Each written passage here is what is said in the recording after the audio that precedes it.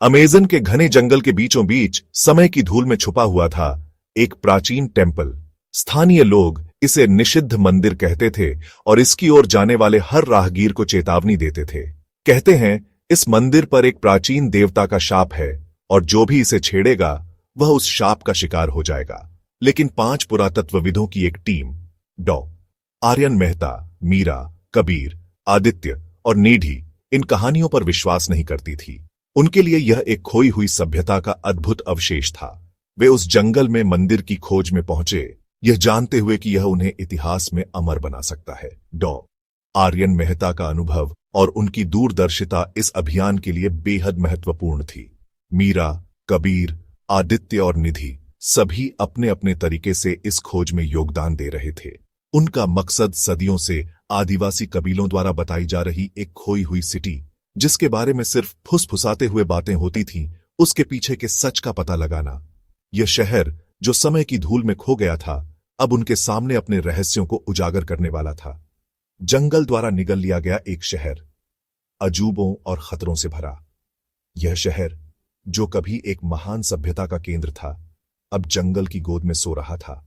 उन्हें क्या पता था कि जंगल में ऐसे राज छुपे हैं जिन्हें छेड़ना नहीं चाहिए था। यह जंगल जो बाहर से शांत और सुंदर दिखता था, अंदर से अनगिनत रहस्यों और खतरों को समेटे हुए था। हवा घनी और भारी थी, अनदेखे जीवों की आवाजों से भरी हुई। हर आवाज, हर सरसराहट एक नई कहानी कहती थी। हर कदम के साथ जैसे वो उस हरे भरे जंगल में और अंदर जाते, ऐसा लगता था जैसे वो समय में पीछे जाते जा रहे हैं। यह यात्रा जो एक खोज के रूप में शुरू हुई थी, अब एक आत्म खोज की यात्रा बन गई थी। हवा में उत्साह था और साथ ही एक डर भी जो सिर्फ जंगल ही पैदा कर सकता है। यह डर जो उनके दिलों में गूंज रहा था, उन्हें आगे बढ़ने से रोक नहीं सका। जंगल एक जीवित प्राणी था जो उनकी हरकत पर नजर रखे हुए था। दिन हफ्तों में बदलते गए, हर सूर्यास्त उनकी अटूट प्रतिबद्धता का प्रमाण था। जंगल ने उनके हौसले की परीक्षा ली, लेकिन उनका दृढ़ निश्चय कभी कम नहीं हुआ। उन्होंने पुराने नक्शों का पीछा किया, धुंधले चिन्हों को समझा और जंगल की फुसफुसाहटों को सुना। आखिरकार जब वे निराशा के कगार पर थे, तब उन्हें वो मिल ही गया। एक विशाल इमारत जिस पर प्रकृति ने फिर से कब्जा कर लिया था, इंसान के धड़ से भी मोटी लताओं से ढकी हुई। हवा और भारी हो गई, एक अजीब सा डर उन पर छा गया। ये कोई मामूली खंडहर नहीं था, ये शक्ति की जगह थी, प्राचीन जादू की।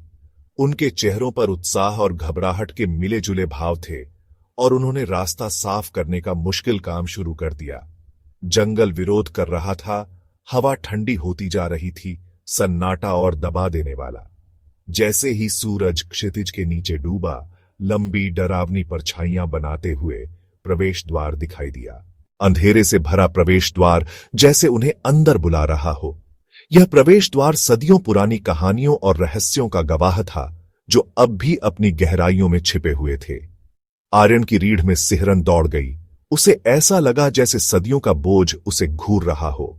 उसकी आयों में डर और जिज्ञासा का मिश्रण था, जैसे वह किसी प्राचीन रहस्य को उजागर करने के लिए तैयार हो, लेकिन साथ ही उस रहस्य के परिणामों से भयभीत भी। मंदिर के अंदर की हवा बासी थी, सड़न और किसी और चीज की गंध से भरी हुई, कुछ प्राचीन और अनजाना। हर कोने में एक अजीब सी खामोशी थी, जैसे समय ने यहां रुककर अपनी छाप छोड़ दी हो।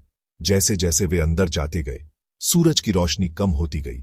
उसकी जगह दीवारों से निकलती एक अजीब रहस्यमयी रोशनी ने ले ली। ये रोशनी न केवल रास्ता दिखा रही थी, बल्कि एक अनकही कहानी भी बयां कर रही थी। दीवारों पर जटिल नक्काशी थी, जिसमें एक समृद्ध सभ्यता के दृश्य, सुंदर और भयानक रस्मों को दर्शाया गया था। हर नक्काशी एक कहानी कह रही थी, एक ऐसी कहानी जो समय के साथ धुंधली हो गई थी, लेकिन अब भी अपनी जगह पर अडिग थी।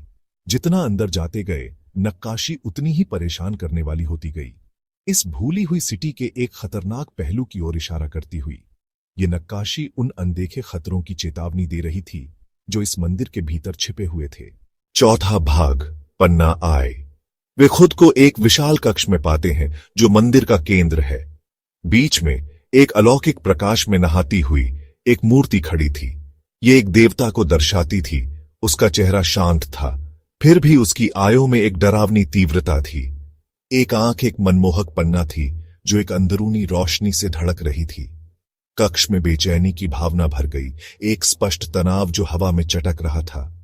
दीवारों पर एक भूली हुई भाषा में लिखे शब्द, सदियों से गूंजती हुई एक चेतावनी जो अनसुनी कर दी गई, एक चेतावनी जो उनके भाग्य का फैसला करेगी। आदित्य हैरानी से उसकी आंखें फैली हुई आगे बढ़ा। वह पन्ना आंख से मंत्रमुग्ध हो गया था, उसकी चमक सम्मोहित कर देने वाली। उसने हाथ बढ़ाया, उसका हाथ कांप रहा था और उसने मणि की ठंडी सतह को छुआ। उसी क्षण हवा ऊर्जा से भर गई और एक प्राचीन शक्ति अपनी नींद से जाग गई। 5वां भाग, रक्षक का प्रकोप। जिस क्षण आदित्य की उंगलियों ने पन्ने को छुआ, कक्ष में रूह कंपा देने वाली चीख गूंज उठी। यह चीख इतनी भयानक थी कि ऐसा लगा मानो सदियों पुरानी आत्माएं जाग उठी हों। पन्ना आंख तेजी से चमकी और तापमान गिर गया। ऐसा लगा जैसे किसी ने अचानक से सर्दियों की ठंडी हवा को कमरे में छोड़ दिया हो। उनके दिल दहला देने वाले डर से भर गए, क्योंकि दीवार पर लिखा संदेश अशुभ रूप से चमक उठा, मानो वह चेतावनी दे रहा हो। इसका संदेश अब भयानक रूप से स्पष्ट था। जो रक्षक की निगाहों को विचलित करेगा, उसे युगों के क्रोध का सामना करना पड़ेगा। यह संदेश किसी प्राचीन अभिशाप की तरह लग रहा था। मूर्ति, जो कभी शांति की तस्वीर थी, अब गुस्से में विकृत हो गई। उसकी आंखें अब आग की तरह जल रही थीं और चेहरा क्रोध से विकृत हो गया था। उनके चारों ओर की परछाइयां मुड़ने और बल खाने लगीं, खतरनाक रूप लेती हुईं। ऐसा लगा जैसे वे जीवित हो गई हों और उन पर हमला करने के लिए तैयार हों। टीम दहशत में आ गई।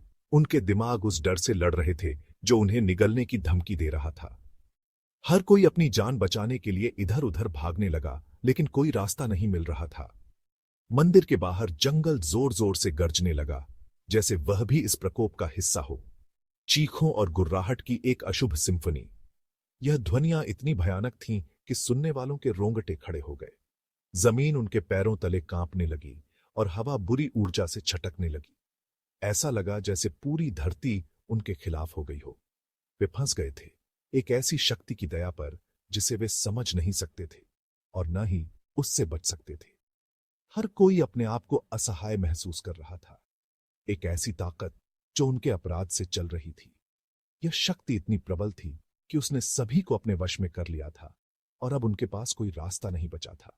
जब वो जंगल से वापस जाने की कोशिश करते थे, हर रास्ता उन्हें मंदिर ही ले आता था, मानो जंगल उन्हें जाने ही नहीं देना चाहता था।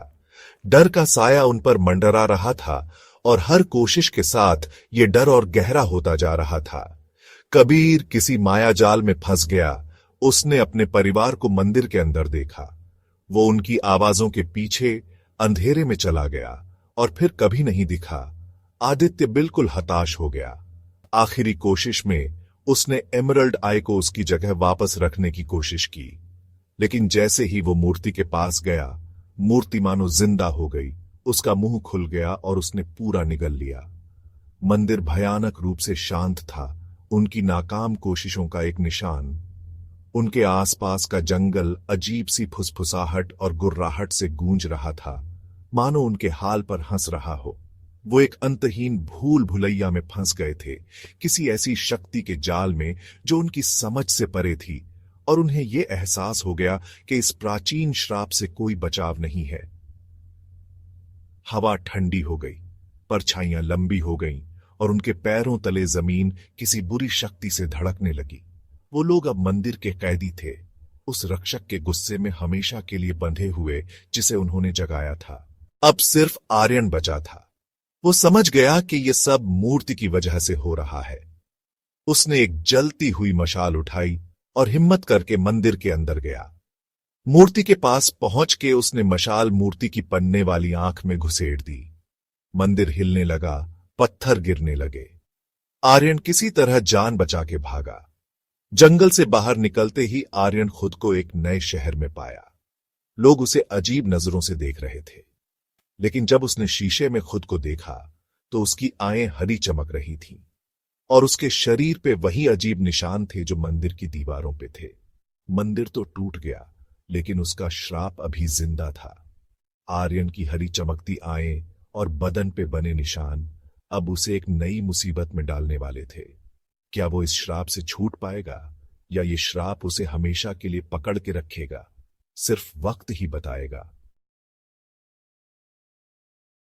अगर आपको ये डरावनी कहानी पसंद आई हो और आप ऐसी और रोमांचक कहानियां सुनना चाहते हैं तो हमारे चैनल को लाइक करें, शेयर करें और सब्सक्राइब करना न भूलें। Thank you and take care.